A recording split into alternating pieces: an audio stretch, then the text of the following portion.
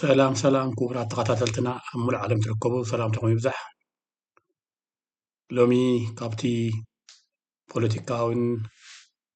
ዞናውን ኩነታት ውፅእ ብዝበለ ሓደ ፍልይ ዝበለ ሎማዓንቲ ሒዝናልኩም ቀሪብና ኣለና ትሒዝናልኩም ንቐርብ ኣብ ንባብና ክትከታተልዎ ተስፋ ንገብር ንሱ ከዓነ ሎም ቅነ ብምኽንያት ኣብ ኣኽሱም መስጊድ ናይ ዝሰርሐልና ዝብል ዝቐረበ መልእኽታቶምን ዝቐፀለ ናዕብታትን ንኡ ተኸቲሎም ዝቁስቆሱ ዘለዉ ኣሉታዊ ጎስጎሳትን ካብ ትዕዝብታትና ዘገድሱና ብውስን መልክዑ ንዓኹም ተኸታተልትና ዝበልናዮ ከም ዝስዕብ ክነንብቦ ከለና ነዚ ቻነል ክቡራት ተኸታተልትና ንምሕያል ካብ ተኸታተልትና ዝድለ ዝኾነ ሳብስክራይብ ሸር ላይክ ጥራይ ምትሕብባርኩም ኣይፍለየና እንዳበልና እንሆም በዓል ኣብ ኣኽሱም መስጊድ ምህናፅ ይፈቐደልና ዝብል ሕቶታት ካብ ዝቀላቐል ነዊሕ ዓመታት ኮይኑ መስጊድን ገዳማትን ንዝዘምቱን ዝዕንውን ወረርቲ ዝኹንንን ዝውግዝን መፀዋዕታ ግን ብዙሕ ኣይስማዕን ነጋሽ ብመዳፍዕ መስጊድ ነጋሽ ናይ ውቕሮ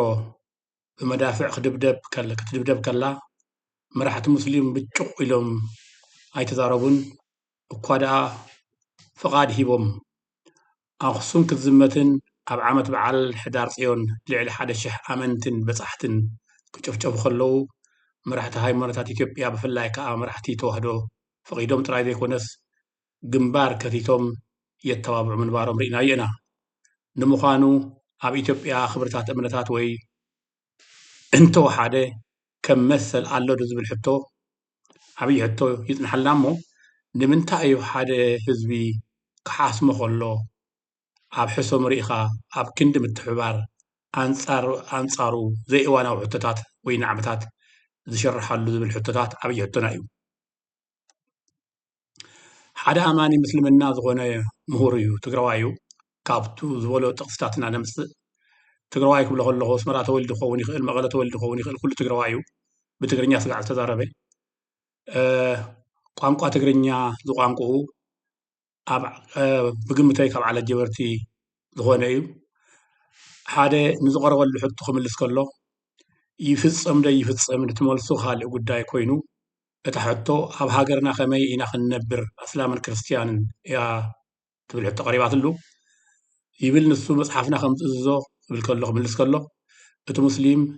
ዘይተቐበለ ምስልምና ዘይተቐበለ ኣገዲድካ ይኣምን ዘይኮይኑ ኣብ ትሕቲኻ ኣብ ትሕቲ ምስልምና ግብሪ እናኸፈለ ወይ እናተገዝአ ይነብር እንተ ኣበየ ከዓነ ንዋግኦ እያታ ሓፃር መልሲ ዝሃቦ ንዋግኦ ማለት እዩ ኩናት ንገብር ማለት እዩ ናብ ሰፊሕ መብርሂን ክርስትያን መብርሂ ክርስትያን ከምዘየኽብሩ ርኢናዮም ናብ ህውተታ ግን ይኣትዉ ገለ ሰባት ብሓፈሽኡ ሙስሊም ኢልና ዘይኮነ ሙስሊም ከምዚ ዓይነት ዕላማ ኣለዎም ከምዚ ገብሩ እዮም ኢልና ዘይኮነ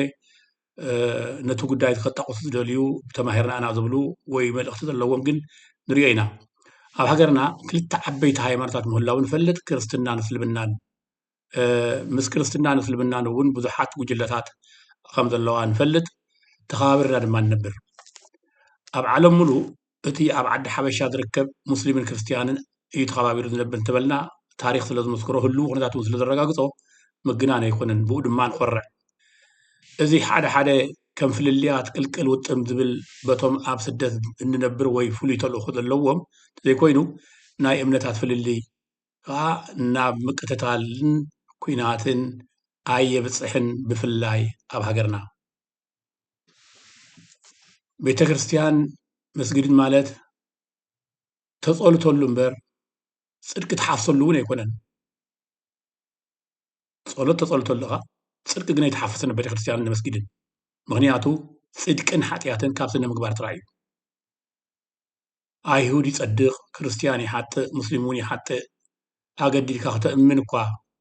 ዝብል ፍቓድ እግዚኣብሄር ኣይተነበበን ኣጥቃዒ እንተመፂእካ ክትከላኸል ግድን እዩ እንተዘይኮይኑ ብሃይማኖት ጌርካ መስጊድ ኣይተሰርሐልናን ገዛ ኣይተሰርሐልናን ኢልካ ኣብ ሓደ ቦታስ ገዛ ኣይተፈቐደና ኢልካ ናብ ክምት ስለኽተብል ብዓብዩ ድማ ዘይኣመነስ ከኣምን ኣለዎ ብግድን ዝብል ፅሑፍ እዩ ዝብል ፅሑፍና ዝብል ኣነ ፅሑፍቲ ፅሑፍ ከመይ ከም ዝኾነ ሎሚ እየ ዝሰምዖ ዘለኹ ከምዚ እንተኮይኑ ምናልባት ቁሩብ ፀገም ከም ዘሎ እዩ ዝረኣየካ ግን ከዓ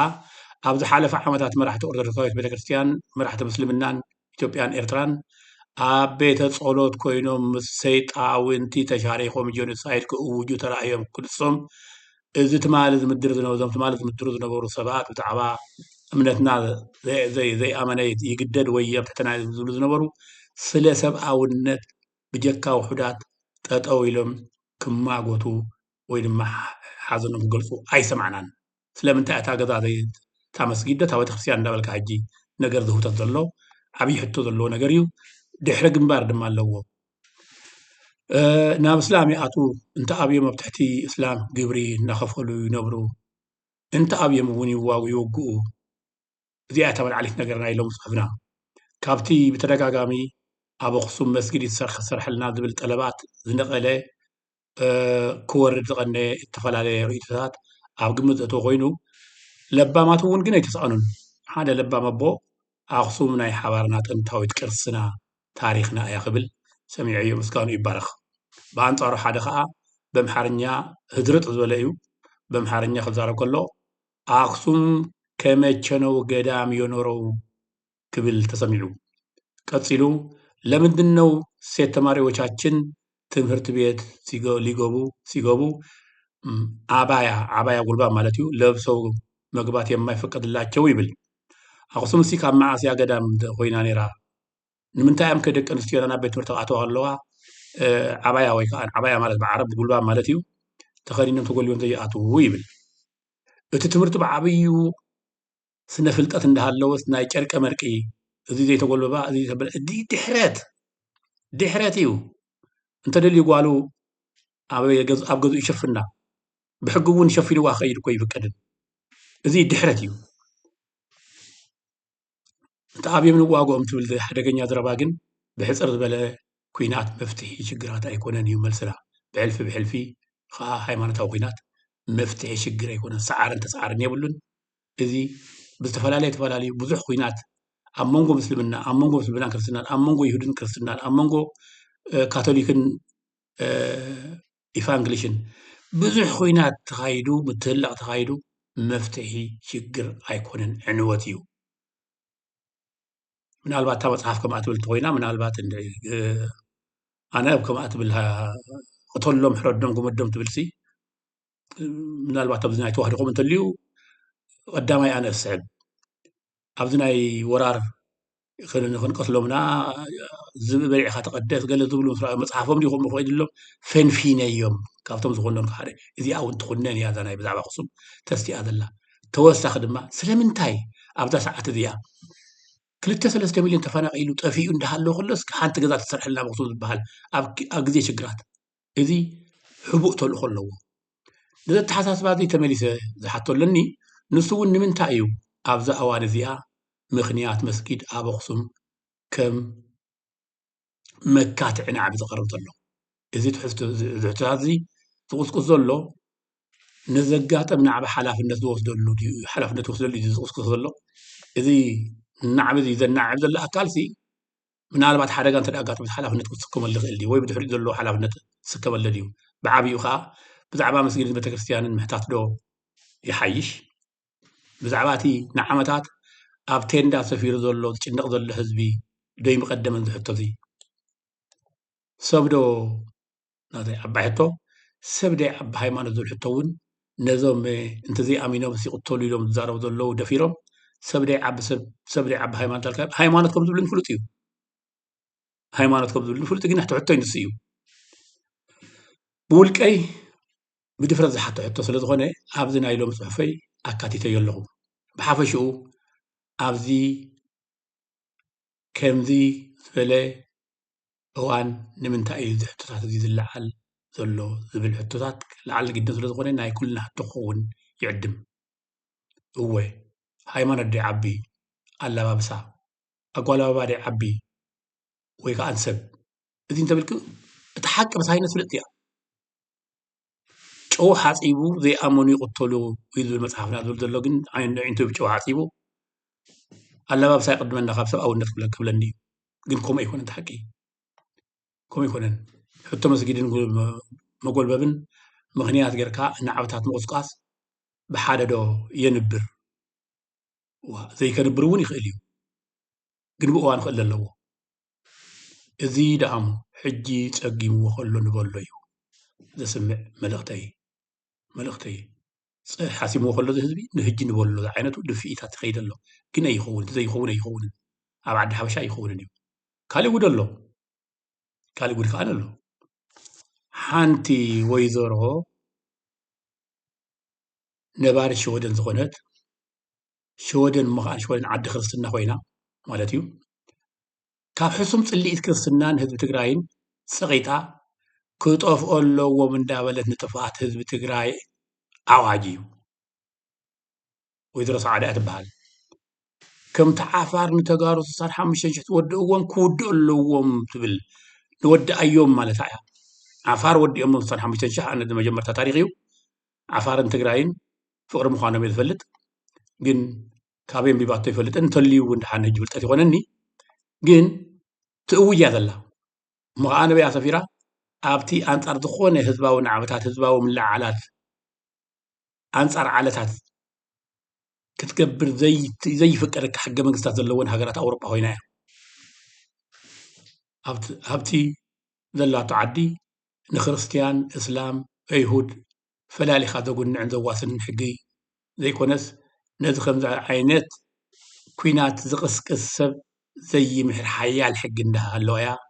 ትጉስጉስ ዘላ ስለዚ ብሕጊ ዘሕተታ ኮይኑ እቲ ጉዳይ 95 ካብ ሚእቲ ተጋሩ እስላም ዘይቕበልዎ ምዃኖም እናኣምነሉ ኮይኑ ትግራዊ መንነታ ክሒዳ ኣብ ጽልእን ዓለም ለኻዊ ኣኽራርነትን ኣትኲራ ንጥፍኣት ህዝቢ ትግራይ ክትናዓም ርኡይ ገበን እዩ ንብላ ብሕጊ ድማ ክትሕተት ኣለዋ ምክንያቱ ሰሪ ብዝተወሰኑ ስርያት እዩ ሓደ ዓብዪ ሽግር ብተወሰኑ ስርያት ዝተቆስቆሰ እዩ ዓብዪ ናብ ኩናት እናገር ዝምረ ከምዚ ኣብ ሓደ ኣጋጣሚ ጠቕሊሉ ክርስትና ክጠፍእ ብዕራብ ስራሕን ሙሉእ ስንቅን እተዋህቦሞ ብቤተ ክርስቲያን ትግራይን ጀሚሩ ሃገሩን ህዝቡን ናብ ገደል ጎኒ ጽዋ ዝርከብ ዘሎ ሰይጣናዊ ስርዓት ብልጽግና ከም በዓል ዛ ኣብ ሽወደን እትርከብ መምህር ሰዓዳ ትበሃል ዝኣመሰላ ብጌጋ ስልጣን እንተደይበን ዝልከም ለኪመን ከም ዝልከማ ኣብ መወዳእታ ዕጫ መሓመድ ግራኝ ምቕባለን ኣይተርፈን ዝብል መልእኽቲ ከብፅሐላ ከለኹ እዚ መልእኽቲ እዚ ክበፅሓ ደስ እንዳበለኒ እዩ ምናልባት ሃይማኖታዊ ጎስጓስ ቅድሚ ሕጂ እውን ዘይተፈተነ ነይሩ ይኹንን ዕጫ መሓመድ ግራኝ ዕጫ መሓመድ ሰይጣን ክበፅሓ ይኽእል እዩ ንምዃኑ ኸ ሕቶ ንኩልና እዩ እስላምና ክርስቲያንና ዋላ ኣመንቲ ዘይኮኑ እግዚኣብሔር ፈላላይ ፍጥረት ድዩ እግዚኣብሔር ይወድኣ ፈጠረ እምበር ሃይማኖት ደመቃቂሉ ዓዲልና እዩ ነዚ እስኪ የብርህለይ ዞም ሰባት ነዚኦም በልዎም ነቲኦም ድማ መሓርዎም እቲኦም ሕረድዎም እቲኦም ቁተልዎም ዝብል መፅሓፍ ኣየንበብናን ይመስለኒ ከምኡ ዝንበብቲ ኮይኑ ብሕጂ መብርሂ የድልየና ዘይንፈልጦ ዓለም ኣለና ማለት እዩ ንመጻኢ ኣብ ሃገርና ከመይ ክንነብር ኢና ምስ ክርስቲያን ዝብል ሕቶ ደጊመይ የንብባ ኣለኹ ወይ ደጋግም ኣለኹ ንዝቐረበ ኣለኹ ክምልስ ከሎ መፅሓፍ እስላም ከምኡ ከም ዝዞም የብርህ ካብ ሓደ መብርሂ ቁራፅ ጥቕሲ ዝወሰድክዋ ተኸታተልዋ ግን ቀላል ኣይኮነትን መልሲ ድማ ክረኽቡ ኣለዎም ነቶም ግብሪ እከያት ሕማቕ ዝውትክሱ መልሲ ክርከቡ ኣለዎም መልሲ በትሪ ኣይኮነን ሰይፍ ኣይኮነን ከምቲ ሰብ ዝብልዎ ሕጊ ኣለዎስ ዘየብል ሕጊ መምህር መፅሓፍ ክርስቲያን ብሕልፊ ሓድሽ ኪዳን ካብ ክርስትና ወፃኢ ኣገዲድኩም እምንዎ ኣገብርዎ ወይ ውዎ ዝብል ትእዛዝ ይብሉን ምናልባት ሚባይ ኣብቲ ብሉይ ኪዳን ንድዒ ምሕረት እዩ ዝእዝዝ ጎይታና ኢየሱስ ክርስቶስ ካብ ክርስቲያን ወፃኢ ኣገድድዎ ወይ ኣጥፍእዎ ዝብል ፅሑፍ እንተሎ ብእውነት ኢለኩም ኣነ ቀዳማይ ተቃዋማይ ወይ ከዓ ነቲ ሃይማኖት ገዳፊ እየ ዝኸውን ከም በዓልዛ መምህር ሰዓዳ ዝበሃል ወይ ከምቲ ሓደ ሰብኣይ ትግርኛ ፅቡቅ ዝዛረብ ምሁር እየ ዝብል ቅተሉ እዩ ዝብሎ ፀሓፍና እሞ ቅተሉ እዩ ዝብሎ ፀሓፍና ካብ በለ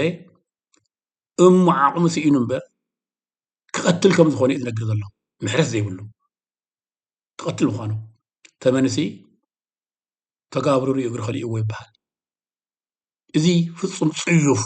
مصحف قدس كا بزعبات شعو زي نبره تقيسو يخين بلو مصحف قدس بزعبات شعو زي نبره مسلمنا ون كتصحف يخيلن أتفون مسلمنا كبلا يخيلن بغنياتو دحر خلصنا دحر 600 عامات نزمص اسلمنان كالي هايماناتاتن كتنقل يخيلن بوغني ولا تزي آمن كله نتوم زآمنلو يخبرهم نمن مسلم سلازي بزعبا تأزازات قدسات صحفات اسلمنا أفلو طيب اللين يخون امبر امناتهم كم دلا يمك أمنو بزدلي وخ أمنو بزدلي وخ قتلو كقبرو زي كونت بزدلي وخ أمنو نبعلتهم مسلم مخانو يخبر لهم نزم مسلم تنكبر ما بحقق حتت مسلم حتى يخون عليه تزي كوينو قتل لحرد دوز بالمصحف انت اللي كوينو اتمصحف داغ مريت خبر له وي እዞም ሕጂ ብብዝሒ እስልምና ተቐቢሎም ዘለዉ ኣዕራብ እንትኾኑ እውን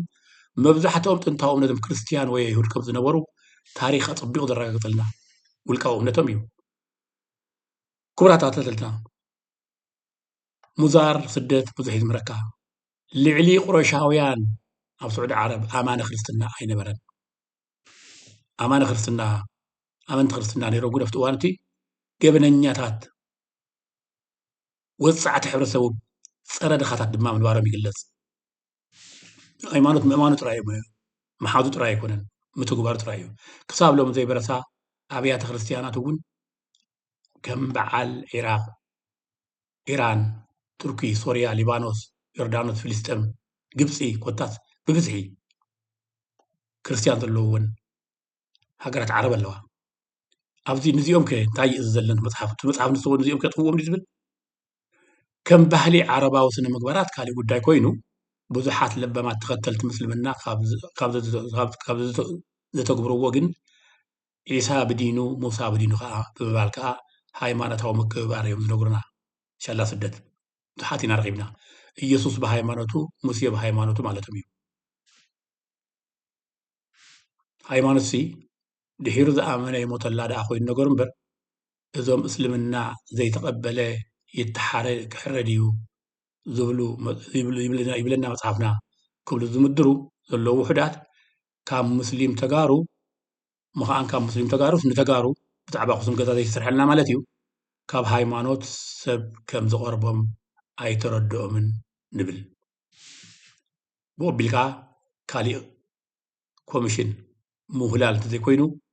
كتحاردو نابز مصاخايو كم كتحاردو نابز مصاخايو كم زحار لك أصبح ويس قرميو زبل من تقول لني اتخاله انتايو أم مكة وي مدينة بيت كريستيان كسرح له وزبل حاد الخوف كريستيان انت تصحف لهم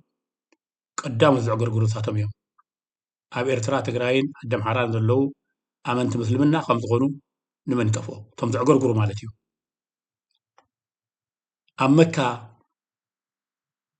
أم مدينة بيت كريستيان السرح زبل حاد كريستيان تدمص نصم طراي زيكون أنا ون قديمة تخونن إيه مخنياتو تخباب زخبرو ببهلدي بلمدي زخبرو كخبر الله أب حقون توكيت اللوبي سلازي نمن تايوم أب استخل كلبوتها وي بحزاتي ناي معلو تاريخ اللوو إزيات زي قبرنات نحن قلنا أخصم بتخرسيان نسرح بالعقرقر زز دخمه بوليتيكانيا زز طفشه هذه هاي كريا إبراهيم تبالي فلو بلاتو ساديا ولا لا أخطر اللغات قد هاي بلاتو زبل أنا قا مزحيتات هذا الكوان ذي تفش ذي عايز مصر دحر هاي ما نتصقع مالتي دحر أخصم نايدك أخصم وين نايت قرايت راي كورتن أخصم ناي كريستيان ويك أن إسلام وين ناي هرت راي كورتن أخصم نايت تنتاو حبرة سب ناي كلية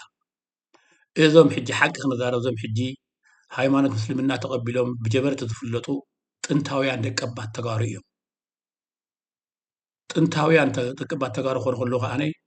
ናይ ኣኽሱም መንግስቲ ሃይማኖት ኣኽቢሩ ተቐቢልዎም ከቢሮም ተኸባቢሮም ዝነበሩ እዮም